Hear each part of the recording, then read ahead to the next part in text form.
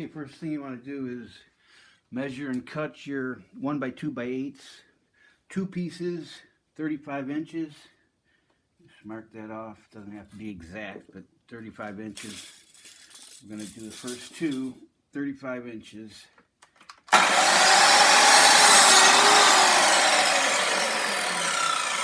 And you can use a handsaw for this, but don't forget these. Always use your protective glasses. And it's probably going to make a little bit of mess. I'm doing it in my basement, so it's not a big deal. I'll just vacuum everything up. But if you're doing it outside, it'd be even better. Or in a garage. So your first two pieces are cut at 35 inches. Okay, your third piece is going to be 33 inches. I'm sorry, 2 inches shorter. And I'll explain that later. There's a reason for it. Mark that. Just eyeball the center right there. Again, these don't have to be perfectly exact.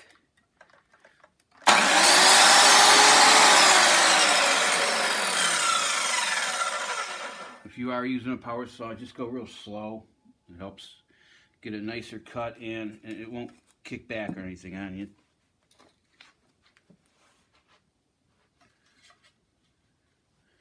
Then clean your wood up. Any little pieces that are splintered, clean them up with some sandpaper.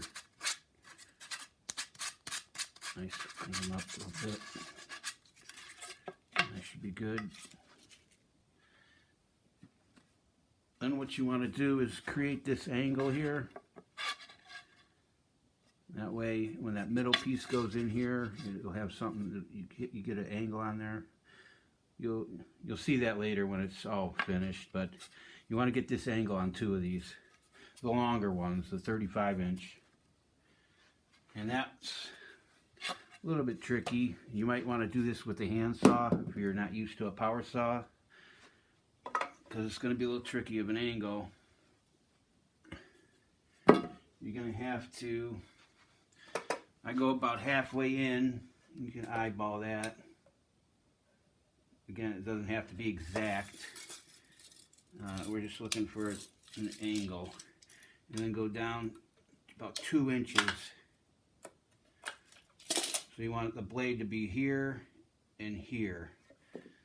And like I say, if you're not used to a power saw, definitely do it on a handsaw, because it can try to pull it in on you. But if you're used to a power saw, then just hold on to it tight, you'll be alright. Line it up, close your shield.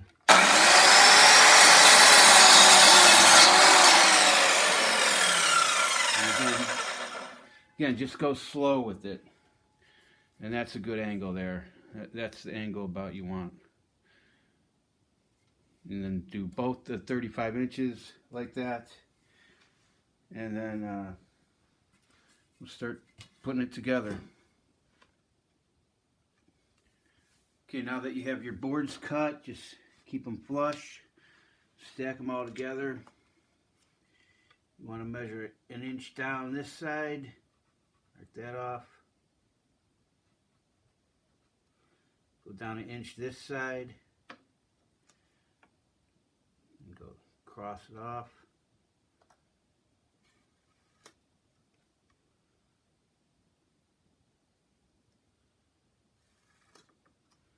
That'll give you a nice center. Doesn't have to be exact. And then we're using a 1/4 inch bolt, so I got a 5/16 drill bit here. And then you just want to drill right through all 3 of them.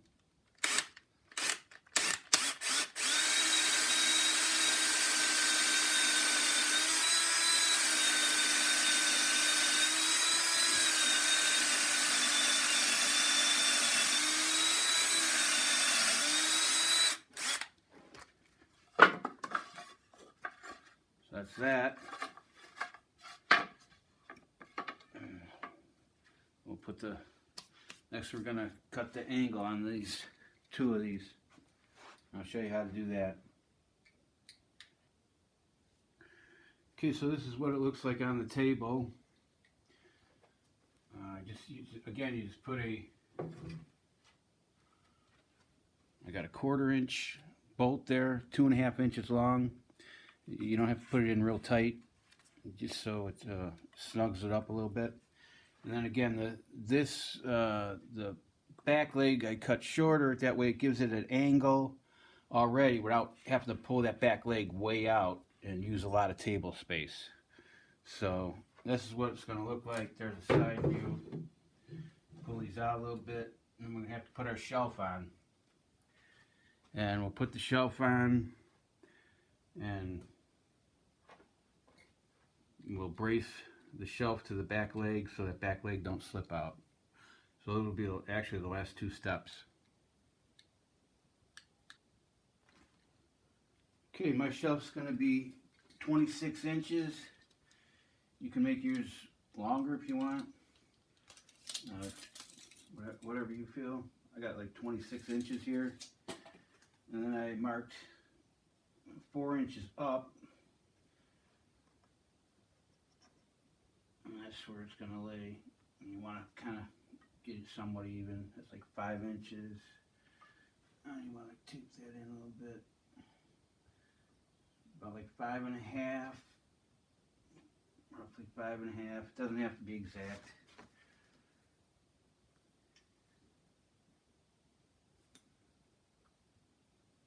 Five and 3/4, and just about 6. Got to come in a little more. Okay, about 5 and 3/4, and just about 5 and 3/4. Good enough. Again, it doesn't have to be exact. You just want to line that up with your mark, your 4-inch high mark. Then drill a pilot hole.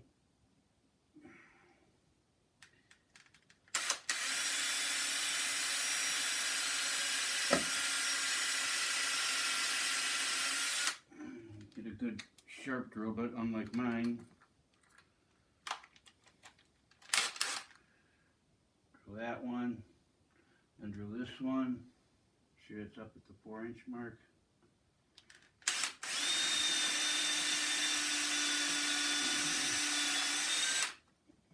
Okay, that should be good. And you want to drill the pilot hole so you don't split. Not split the wood. Okay, we're good. I got 2 1-inch decking screws. You can use drywall screws. Probably go even 1 1/4 inches if you want. So we'll put those in.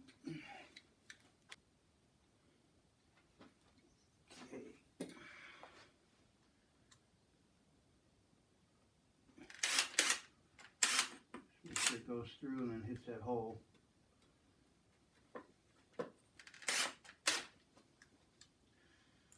Same on the other side. Make sure you kept it at 16 inches. You want to check. Like say you measure, you go how you want. I like the 16 inches is fine for me. You can go wider though. You just have to loosen the bolt up on top and that give you even, make it wider. But I find 16 inches is pretty good. And then that's how it's going to sit. There's your shelf. Now we just need to attach a chain from here to the back. Keep that back leg from sliding out. Okay, got some number 3 chain here. You can get at any hardware store, big box hardware store. And I got 2 1-inch, again, drywall screws. And I got a number 8 washer. And that's for the piece that you're going to attach to the back of this. So let's do that.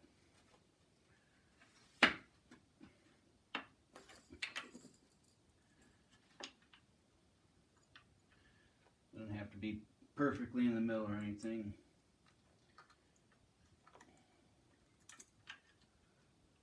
But I like to try to keep it in the middle.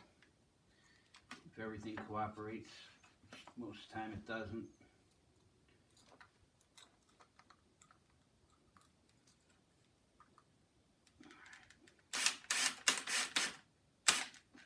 Then go on there,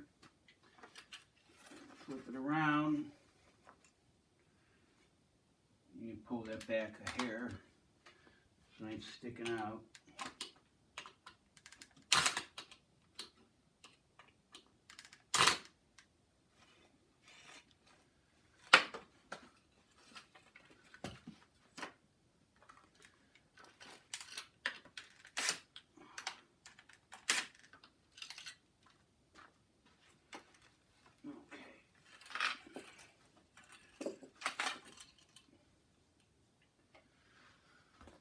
Okay, now I like to go about 13 inches.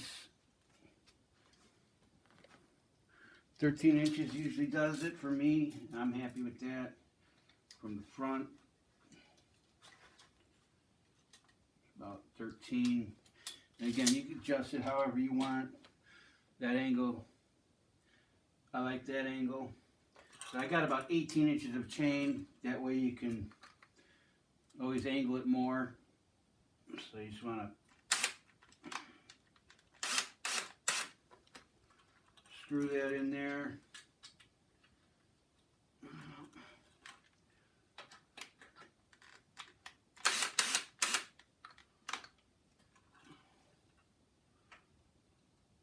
Just want to screw that in there.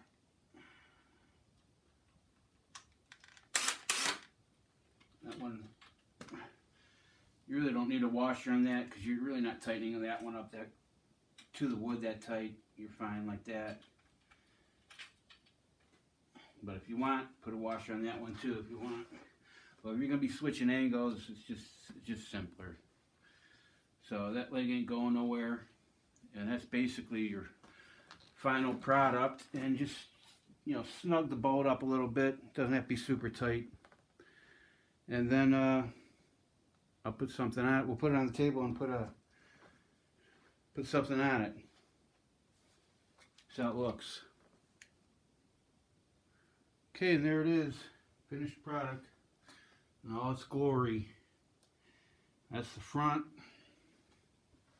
The side. And snug that up. Doesn't have to be real tight. Just snug it up, and that's it. Now I'm going to put, I just weighed this, it's 21 pounds.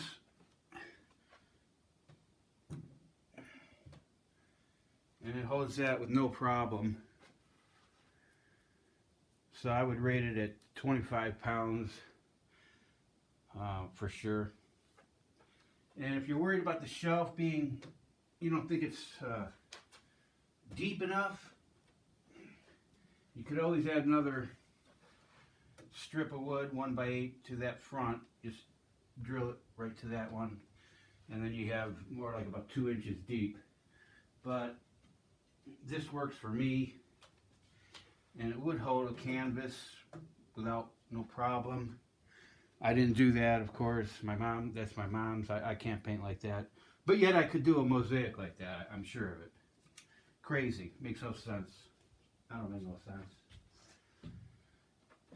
But yeah, it definitely holds 20 pounds, no problem. And again, if you don't want to go through the hassle of this, I'll put a link in the description box, and you can go to my Etsy channel and you can buy it there. If you don't feel like going through all this hassle, which I don't blame you. So there it is, the tabletop easel. What a beautiful thing.